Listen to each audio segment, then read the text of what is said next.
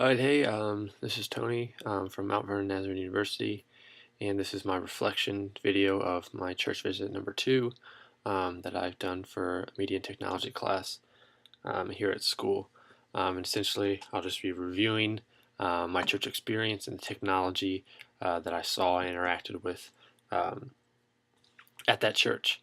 The particular church I went to was very large. The biggest church I've ever been to, and I've been there a couple times, but it's by far probably one of the larger churches in the area.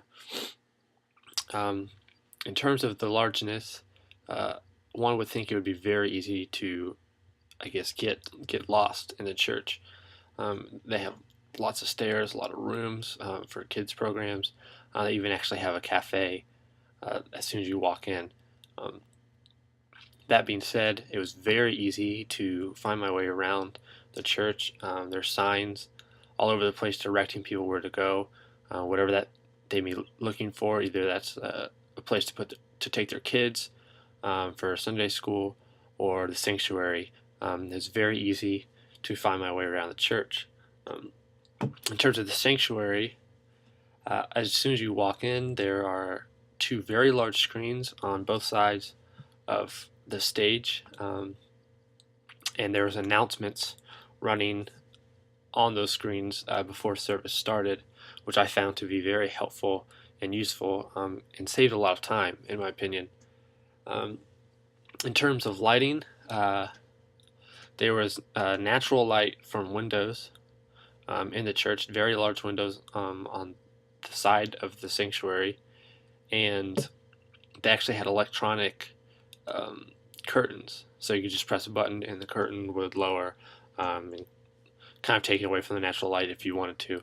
But for that particular service, the blinds were open, or the curtains. In terms of other electronics, in terms of lighting, there were overhead lights pointing at the stage. They were all one color, which is blue. At the same time, they had panels in the very back of the stage that were lit up from behind that were blue, and then on the very back on the wall, a cross was lit up with a white light, which I thought contrasted very well. It really made the cross stick out, which is, I think, a very big deal when thinking about lighting. Um, Along with that, when you walk in, they have baskets full of communion cups, the little communion cups that I mentioned in my blog the last time. Um, and there's a lot of controversies around these cups, but for such a large church, I understand the methodology around that, the reasoning for them to pursue that form of communion, I guess, because my guess is there's at least 5,000 people that attend that church, looking at the size of the sanctuary, and there's multiple services. So it seemed to be very efficient when it came to time for communion too, because everyone already had what they needed, and no one had to get up. There wasn't a big hoopla about going somewhere to get it or being served. So I thought that was actually very efficient, even though some would disagree with that method of taking communion.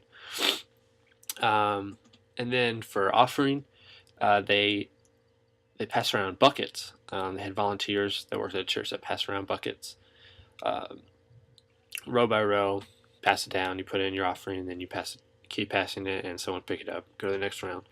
Again, I found that very efficient, especially for the size of the church, and they had tons of volunteers, which is great. An awesome thing to see.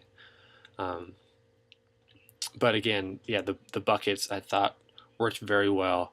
And again, they're kind of deeper buckets, so it wasn't like a basket where you can see everything that's in there, but deeper. So really, you'd have to like look into the bucket in order to see what was in there, which I thought was kind of intentional, which I enjoyed that as well. In terms of worship, the sound system was absolutely phenomenal, which is what I expected from a church of that size. Really, just music was loud but wasn't too loud. Vocals were very clear, which I really appreciated. Yeah, but musically, it was absolutely great. A lot of singers on stage, but it created a a I guess choral kind of sound that really rung out. Um, so I enjoyed that as a worship leader. I really enjoyed hearing how well the sound was done. Um, Chairs, there are no pews. Very comfortable padded chairs that connected together, and then they actually had a balcony as well, uh, all the way at the top, of course. And those, I don't believe they were necessarily chairs up there, but more of a comfortable pew. Um, Along with that, all wireless mics I noticed, because after worship they had people come up and do uh, just introduce themselves, I guess, and do a couple announcements that might have been on the screen, not all of them. Uh, just kind of highlighted the key ones, which was very interesting to me, and I thought worked very well. Uh, which also I thought allowed a lot of movement rather than someone standing behind uh, a pulpit uh, to give announcements, but they were able to move around the stage, which was very large. So I thought that helped. And then the same thing with the pastor. He had a wireless mic on his ear, which allowed him to move freely, uh, which seemed to work very well. And in terms of the sermon, they actually have cameras in the back that record the sermon and basically broadcast it on the screens, both screens on the side of the stage, as the church service is going on, um, which made sense because it's such a large church. If you're in the very back or in the balconies, it's hard to see the pastor. So it's very helpful to have those screens on both sides where it was displayed and you could easily see it. And then finally, um, something that really kind of impressed me was uh, the visitors. If anyone was a visitor, they kind of had them raise their hand. People applauded and welcomed them. Some people might have felt uncomfortable, but I thought it was a nice gesture. Along with that, they passed out like welcome cards to have people fill out, just to try and get connected, which is a great idea, not just for large churches, but for smaller churches as well. Um, but great, especially for large churches, because obviously you can't connect with that many people on a Sunday morning.